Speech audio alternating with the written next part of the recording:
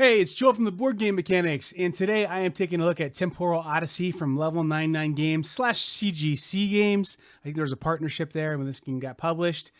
Pretty neat little game, and I don't know. I think it's a cool little game. It comes in a small package, and before I get into my gameplay of this game, I want to real quick just mention that on the Level 99 website, Level 99 Games website, there's a much better how to play this game video that's going to give you a much better flavor of how to play this game than I'm going to give you in my little description. But I did go ahead and put the components down on a table and just kind of go through a little bit of the rough gameplay. It's been a while since I've done a how to play a game or how a game works kind of video. So a little rough on this one maybe. So I do really suggest that you go to the Level 99 Games website and check out their how to play this game video. It's so well done. And it's going to give you such a better idea of how to play this game than I do. But anyway, let's see what I had to say about this game when I had it on the table. So this game is really neat. And actually, the directions right here on this play reminder card can kind of give you a feel for everything. So there are 3 phases. The first phase is the play phase, where you use up to 4 action points, which are these little, they come pre-punched little chits. You're going to put those onto cards, and you can do basically a few things when you play with that AP. You can summon a character, which is this cost up here in this upper corner. So to play this spell, it's actually not summoning a character, but I'd play that cost in the top there. And then I would, do the basic reduce the damage until the next turn on this one for paying that one cost. Or if I wanted to summon out a character, I would pay a slightly different cost on some of the different characters. So each of these characters just happen to take 2 AP to summon out, but you pay the cost again in the upper right-hand corner. And then there's some other vocabulary here that I want to make sure that we get to. Enlisted, that just basically means when this card comes into play. And then this guy doesn't have any other abilities other than his basic attack and hit points value. And these are both what they would call starter cards, or the cards that you get when you start the game. So you pick basically a faction or a leader, and he comes with several cards. So he comes with like an artifact card, which the artifact cards are going to be really important because they give you these sigils. And these sigils are basically almost like, it's kind of clever how they did this. These sigils give you a combination of giving you like almost mana, but then abilities. So some cards come out, some characters come out, and they have sigils on them. So this card right here is an example of a card from the past era. It has 2 sigils on it. So it would give you mana, but it's also a character. And mana is just a term that I'm using because it's familiar to us that have played Magic or other CCG games. Or energy if you played Pokemon, I guess. But so those 2 sigils do show up then on this guy, on this character. So that makes me able to, as I cast different spells, these sigils down here in the bottom, if I have that green sigil present in my team one time, that set one time, then I can go to a level 2. And if I had that green sigil present twice in my tableau of cards in front of me, then I would be able to go to level 3. Well, that becomes really much more critical when you get into more complex spells. So this is another faction spell. This goes straight to, a nice level 2 that does this effect 3 times, which is super powerful. This card actually ultimately defeated me one time. But to get that effect, you need to have a set of those 3 sigils, a green, a yellow, and a purple sigil out there. So on your turn, you're putting out cards to try and get those sigils there, but also because of what the cards do. So that's kind of a neat dual mechanic then. And then as you pay all these things to do attacks, you can also just do a straight attack by flipping one of your AP over and showing that, hey, I attacked with that card. So then after you do that, you're going to have, a tableau of cards out in front of you. So let's say this is my group of cards that are out in front of me right now. Then I'm going to do a regrouping phase where I'm going to regroup how I want to do these. So I want to put this guy out as the leader, and this is the follower. So to get to him, you have to go through him. And these guys are in a group. However, there are some cards that do attack groups. So sometimes that could be both these guys are getting attacked. So I would arrange these cards so that I have a shield guy almost. It's called regrouping. It's kind of a way how they streamline their defensive mechanisms in this game. There's not traps that you can set out. There's not, a lot of like just defensive cards. But the way how they have your regrouping go does give you that depth of being able to have some defensive elements in your game. And then the final thing you do is a drafting phase. That's where you draw 3 cards from a stack. And so in there's going to be characters and then some spells. So this one I have a choice. I like this assassin card, so I want to keep it in my hand. This portal card is actually a massive portal spell. It's actually really powerful. So I want to make sure that my opponent can't get it. And then I don't think that this last card here is something that is going to benefit my opponent. So I have a choice to make. This is kind of like Biblios, where I take one card, banish one card out of the game, and then I put one card face up on the deck. And so it's not like I'm totally giving that card to that guy, but he knows what's there now. And so I banish that card out of there, and I keep this card and put it in my hand. So that's how I keep gaining more cards. So it's kind of got like a little bit of a drafting, adding cards to your hand kind of gameplay kind of thing going on there, which is kind of a neat mechanism. And then beyond that, there are different sets of cards in here. So if you look at this, it's a character and elemental. Well, the elementals are one of the groups in this set of cards. And then also in this set, I have the beasts. And I have the ancients. And so there's, a few more sets of cards that you can put in there and mix and match. I just have the sets of cards in there that I would say represent the best beginner's game, what they recommend playing.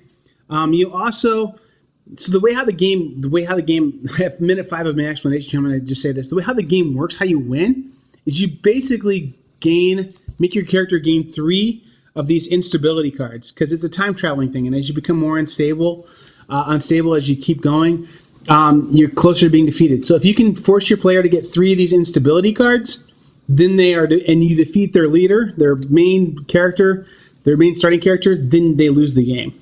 Well, how do you gain these instability cards? Well, the way how it seems that you really gain a lot of them is by having 2 of your characters become defeated, and then you gain an instability card.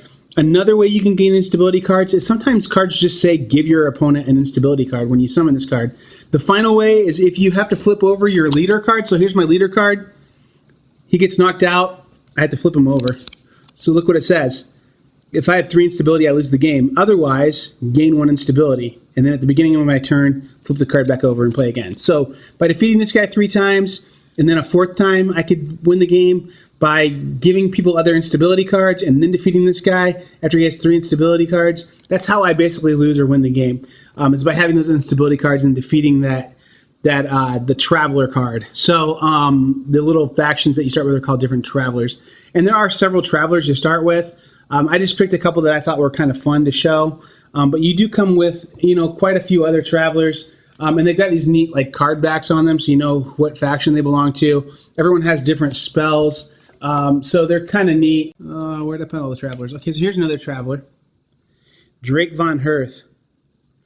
So basically the same thing. They all kind of have the same thing where if you pay 1 AP, you recover all your spells. So after you use a spell, it goes, one of your basic spells, it goes underneath here. And then you pay 1 AP and you pull all the cards out. And it comes in this little box, so it's not totally something that is going to be hard to lug around. But at the same time, there's a lot of gameplay in this game. I feel like I could probably play this game 40, 50 times and feel like something new was happening every time that I played the game. So anyway, some final thoughts on it. Here we go. So that's the game. I think that gives you an idea of kind of how it works. It's a dueling kind of game. You go back and forth. You fight each other. You draft cards. The time travel thing is kind of interesting on it. I've seen that appear in a couple other dueling games. One other game that I've seen that in is a game that I reviewed a long time ago called Ark, which is a really neat little, not even a CCG, more like an LCG kind of thing. I don't know if they really put any LCG packs out, but it was a game that you could get where your cards were time travel kind of themed. And then Codex has a time travel faction in there as well. This one, the time travel, I guess the theme works there. I think it largely just kind of works to just have the 3 decks that way. By doing the 3 decks, you're able to, past, present, future kind of works with 3 different deck groupings, I guess. And it's kind of neat how it works out that way. And I guess the feel of the time travel does kind of come through a little bit, that you're kind of breaking down as you keep rewinding time back to keep living. You keep, using up your energy for time travel or whatever. And eventually you can't travel anymore and you lose the game. So the time travel thing doesn't hurt the game at all, certainly. And it is a little bit present there, but it mostly is a dueling game where you're dueling 2 guys against each other. So what are my thoughts on this game overall? Well, I really do like this game. Now I will say this, Level 99 did send me this. So there was a promotional consideration in the fact that they provided a review copy. However, we always at the Board Game Mechanics have a clear understanding that we're going to give you a review of what we really think of the games. So we're pretty upfront and honest about the fact that we are going to give it our best shot to not have, rose-colored glasses on saying, oh, this is a review copy. We try as best we can to just kind of keep it on the level. So here are my thoughts, though, anyway. And overall, I'm going to go ahead and say right now, I think it's a good game. It's a really good game. If you enjoy Magic the Gathering, if you enjoy some dueling, kind of like Summoner Wars or Crystal Clans or Magic the Gathering, I think I already said, even Codex. It reminds me a lot of Codex. It's not the same as Codex. It's like, but it feels really like it's got a lot of the feel of Codex. So I really do like it because I love Codex. Codex is in my top 20 games. And this game, I'm not sure if it's going to hit top 20, but man, I see myself playing this game quite a bit. And let's get through my thoughts on this, and I'll give you some final thoughts. Quick play time. This game runs around 20 to 30 minutes, probably closer to 30 minutes per play in a 2-player game. And then I haven't played it with 4 yet, because honestly, playing it with 4, you're playing 2 teams of 2, and I suppose it would work fine. It's a cool way to add more players to the game, but I really feel like this game is made for 2 people, and it plays excellent with 2 players. But the playtime is around 30 minutes, a little less if you get the rules down pretty quick with someone else you're playing with, and they're able to use their intuition to draft. They aren't analyzing all their choices like crazy. So I could see where this game could be a little bit AP prone, but I mean, I think it's overall a pretty quick player.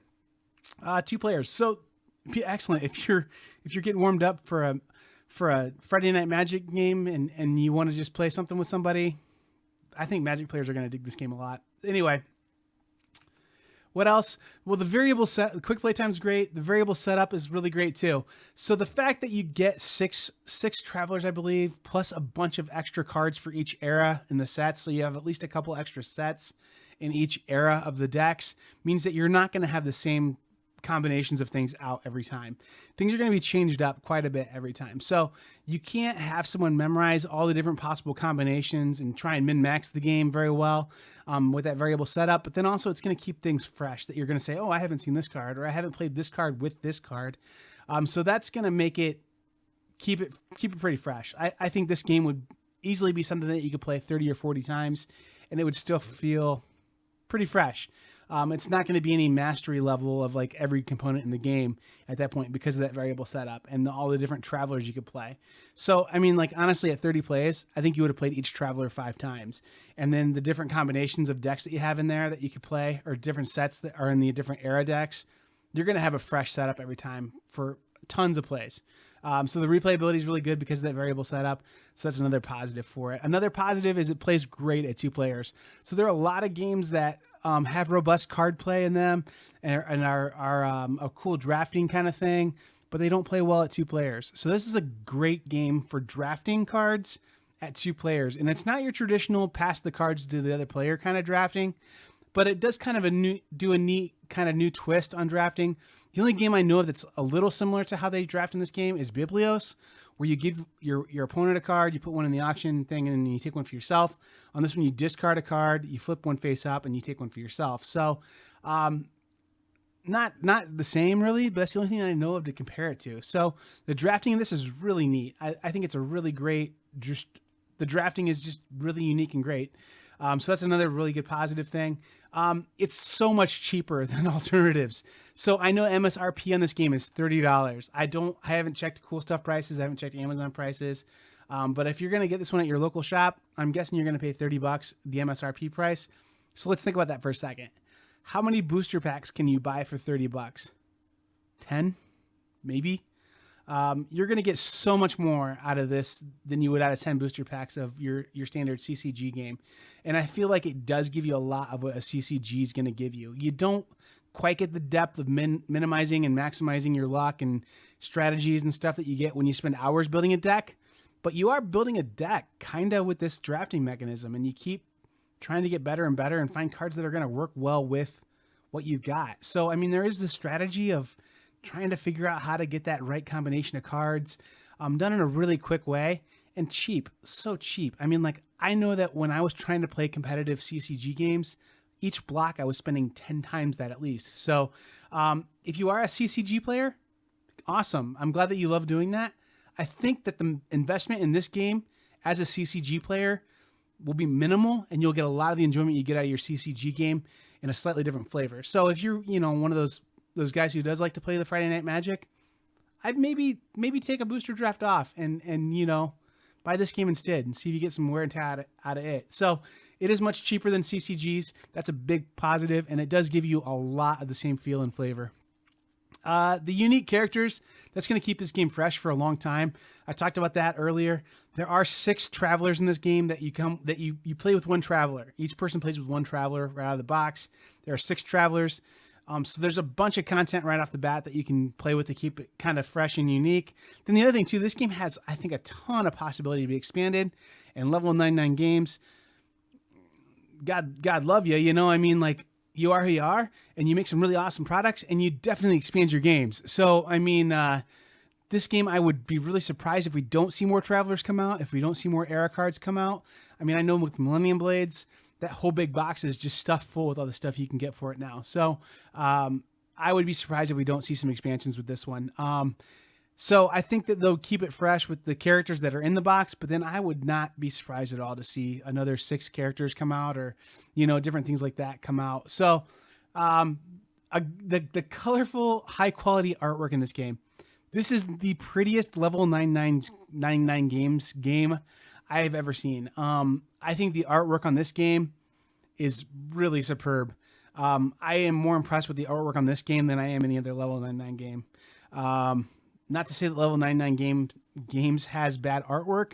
Millennium Blades has certainly perfectly decent art, and it's a lot of fun. This one, it's like a little more serious art, but it's still that level 99 style, and it's really excellent. It's, honestly goodness, the best art I've seen in a level 99 game. So I really do like it. Portable, the box is tiny. I mean, like, the box is the size of, like I talked about Biblios earlier. It's like a box and a half thick of Biblios. You can hear my dogs, man, the mailman out there or something. I don't know. They are going nuts. This is the second time I've tried to shoot this because they're just going nuts today. The dogs love this game, so I guess that's another positive. But no, this game is portable. So again, if you have like one of the deck boxes that I reviewed, or like a card caddy or some kind, you could definitely keep all the cards you'd need to play the basics of this in like a probably 100 card deck box. And then I don't know, the box that it comes in, it's pretty small as well. It's not like a huge box. So you just need a few little chits, and you could probably toss everything you need for a basic game in there into seriously like a regular sized deck box. So this would be a really cool game to take with you. If you're going to be at a con and you want to have a couple things in a backpack for you to play, or you're going to grandma's house and you and your brother want, a little something to play on grandma's end table. This is super portable. So that's another positive to it. You're not going to take something like Millennium Blades probably in a backpack and not feel it. This one you could probably take and not feel it too much. So this is, we're getting into the negatives here a little bit. I don't have a lot, honestly. This game is really a positive experience for me. It's hard to maximize your strategic like deck building when you don't know the cards real well yet. So the early on gameplay that I've had in this game, I don't know what cards synergize well yet. I haven't studied them enough yet. So that's not a negative. It's just I don't know the things yet. So that hampered my play experience at this point. The other piece too is that you're drafting cards randomly. So that's where this game is a little different than Codex. In Codex, everything's available to you all the time. And you know how to get things to work together and synergize and make the, cylinders fire in the engine. This one, there is that random luck of the draw kind of thing. And they do minimize it a little bit by the draw 3, keep 1 kind of thing. So, I mean, it's not terrible, but I would say that at this point, it's hard for me to understand how to maximize the strategy. My son said the same thing too. He said, I feel like I don't understand the strategy fully in this game yet. I don't fully understand what cards work well together yet. I don't understand what I'm looking for to try and make this character pop or to make these things really pop. So that's something that's been a valid concern from both myself and my son. I look forward to playing this with a couple other people who pick up things a lot quicker than I do even. I don't think it's going to be a long-term huge negative for me. I think after I've played this game 10 times instead of, 4 or 5 times, I will understand the mechanics better. I'll understand, okay, that would be really neat with this other card I know exists. But then it's a matter of, do you draft the right card? Did you get lucky enough to draft the right card? So there is a lot of that you can't quite get as deep into your strategy as you might get in a traditional customizable card game because of the drafting and the nature of the game. But all those positives that are the reason why It's cheaper. It's smaller. You know, all those things that positive side that I think far outweighs this negative, or why that negative exists. This is where you get a positive and a negative from me, is the randomness of the drafting. I talked about that earlier. So this is where you do draft those 3 cards, and drafting is a lot of fun. And I know that people who do CCG games do booster drafts, and you do drafting just to have the thrill of that fun of, hey, how good am I at being able to sit down at this table and shoot from the hip and figure out what's really good and build something. And this game definitely does that. If you like that, it's a huge positive for you. If you like to be able to say, I feel like this would do well with this, I'm going to draft these cards and see what happens, you're going to love this. If you're somebody who's like really interested in the meta game and you're really interested in trying to figure out, well, this card would do this, but this one would do this, and really want to make your choices and pick the exact right fit, this game may not be exactly for you. Or you may have to go into it saying, I'm not going to be able to completely make the perfect deck. I'm going to have to just do what I can with what I have here.